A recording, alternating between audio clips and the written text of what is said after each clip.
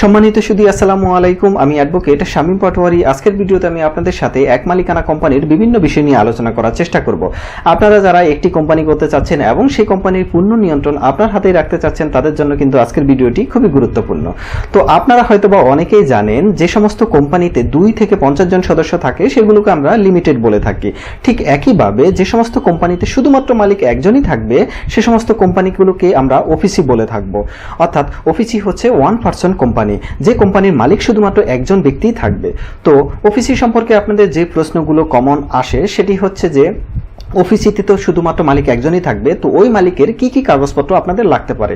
ওই মালিকের voter ID কার্ডের কপি, পাসপোর্ট সাইজের ছবি, টিন সার্টিফিকেটের কপি, তার মোবাইল নাম্বার, ইমেল অ্যাড্রেস এবং সিগনেচার, এই তথ্যগুলো দিতে হবে।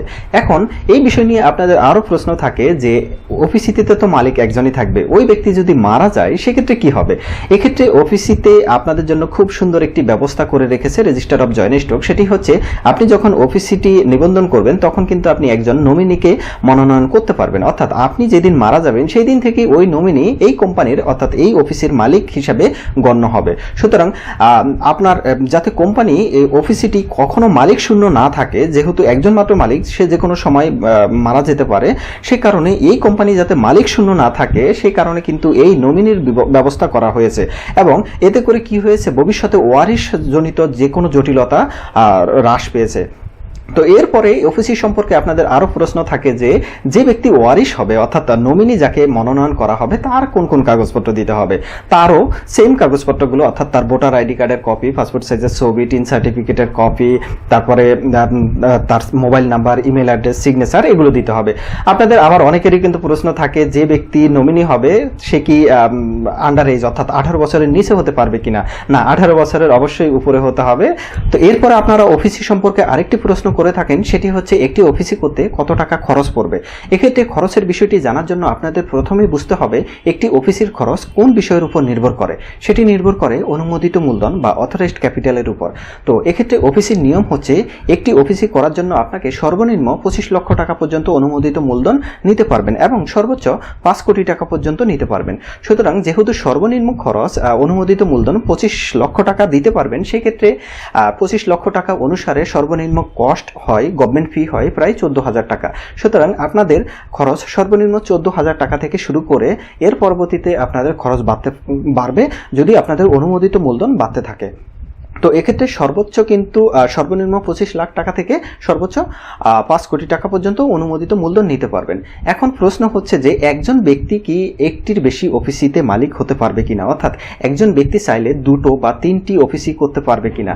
এক্ষেত্রে একজন ব্যক্তি চাইলে শুধুমাত্র একটি অফিসির মালিক হতে পারবে, অর্থাৎ একটি ভোটার আইডি কার্ডের এগেনস্টে শুধুমাত্র একটি অফিসি করা যাবে, একাধিক অফিসি করার কোনো সুযোগ নেই। সুতরাং আপনারা যখন একটি অফিসি করবেন খুব সাবধানে করবেন যাতে কোনো রকম ভুল ত্রুটি না হয়, সেক্ষেত্রে আপনি কিন্তু ভবিষ্যতে অনেক জটিলতার সম্মুখীন হবেন।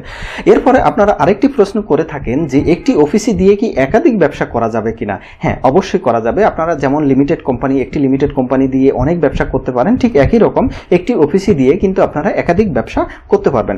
আপনারা যখন অফিসের অবজেক্ট ক্লজগুলো পূরণ করবেন তখন কিন্তু বর্তমানে কোন কোন ব্যবসা করতে চাচ্ছেন এবং ভবিষ্যতে কোন কোন ব্যবসা করতে চাচ্ছেন বা ভবিষ্যতে কোন কোন ব্যবসা করার জন্য আপনারা আগ্রহী, সে সমস্ত ব্যবসাগুলোকে আপনারা যখন অফিসি করবেন তখন ওই অফিসের অবজেক্ট ক্লজে কিন্তু সে সমস্ত ব্যবসাগুলো তালিকা দিয়ে দিবেন। তাতে করে ভবিষ্যতে আপনারা এই অফিসির মাধ্যমে অনেক ব্যবসা করতে পারবেন। যেহেতু আপনাদের কিন্তু একাধিক অফিসি করার সুযোগ নেই, সে কারণে এই বিষয়টি।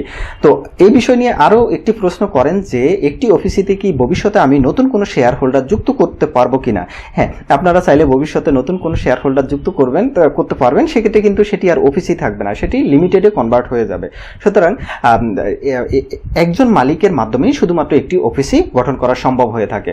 এরপরে আরও একটি প্রশ্ন করে থাকেন যে সেটি হচ্ছে অফিসিতে কি প্রতি বছর অডিট রিপোর্ট করতে হবে কিনা। আমরা জানি লিমিটেডে প্রতি বছর কিন্তু অডিট রিপোর্ট প্রস্তুত করতে হয় এবং সেই অডিট রিপোর্টটি জয়েন্ট স্টকে জমা দিতে হয়। ঠিক একই রকম অফিসিতেও কিন্তু আপনাকে করতে হবে, প্রতি বছর আপনাকে অডিট রিপোর্ট প্রস্তুত করতে হবে, সেই অডিট রিপোর্ট জয়েন্ট স্টকে জমা দিতে হবে।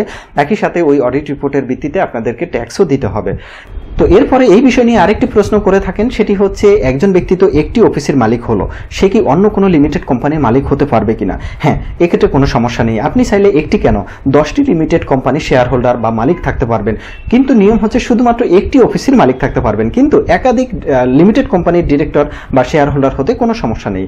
তো যদি এক কথায় সংক্ষেপে বলি, একটি অফিসের সুবিধা হচ্ছে আপনি একা একটি অফিসে করতে পারবেন, এক্ষেত্রে খুব কম খরচেও আপনি অফিসিটি করতে পারবেন, একাধিক ব্যবসা করতে পারবেন, আপনি আপনার পছন্দের মতো আপনার অফিসটিকে কন্ট্রোল করতে পারবেন, পরিচালনা করতে পারবেন। আর অসুবিধার কথা যদি বলি, আপনি একক ব্যক্তি হিসাবে একাধিক অফিসের মালিক হতে পারছেন না, বা প্রতি বছর আপনাকে অডিট রিপোর্ট করতে হবে, আপনাকে ট্যাক্স দিতে হবে, এগুলো হচ্ছে অসুবিধা।